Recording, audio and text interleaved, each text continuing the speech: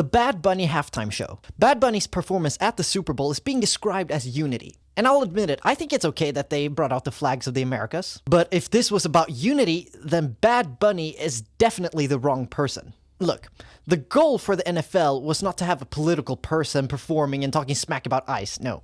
Their goal is that they want to make the NFL an international super league, and in the future be the likes of FIFA. That's why they had Bad Bunny performing and singing in Spanish, since Spanish is the second most spoken language in the world. And his show wasn't horrible. The set design was awesome, and it was cool that they made it look like a Puerto Rican town. But the show itself was and he sang almost the entire show in Spanish. But that's not necessarily his fault because he was just booked. The ones who booked him decide.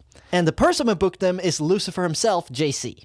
And then you had Turning Point USA, who had their own halftime show, which was also a marketing move, which was, successful.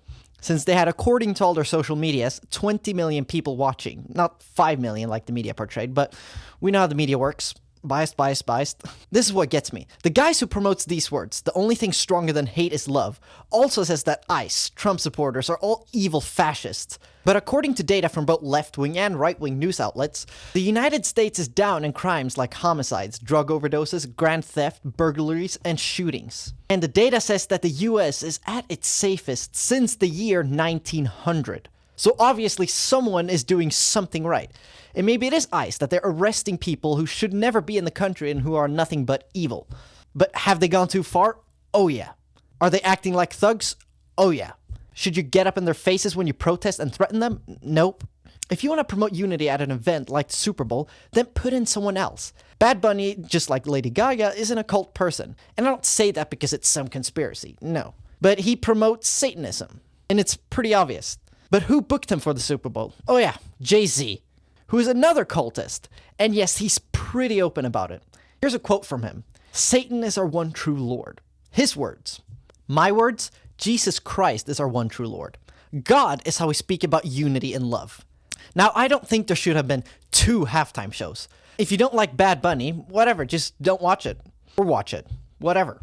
But to have a hormone blocker like Jimmy Kimmel tell you that Bad Bunny's performance was the greatest ever, it's just a slap in the face.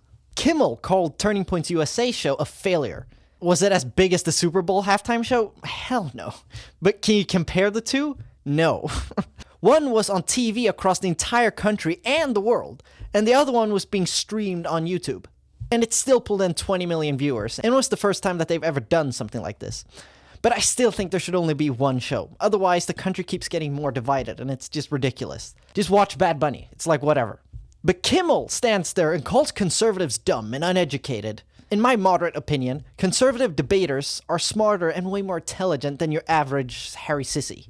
But that doesn't mean that liberals are wrong on everything. No. But take Kimmel, who lives in shiny rich California, and he has parties with all of his boyfriends, and he thinks that people from LA are educated and every conservative is dumb, stupid, farmer, whatever.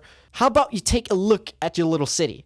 The last few years, homelessness has doubled, and your city smells like drug and piss. LA is a nightmare. It's not just in the slums, it's everywhere in sunny California. Kimmel is the last one to take advice from. I'd rather have advice from Robert De Niro about the Super Bowl.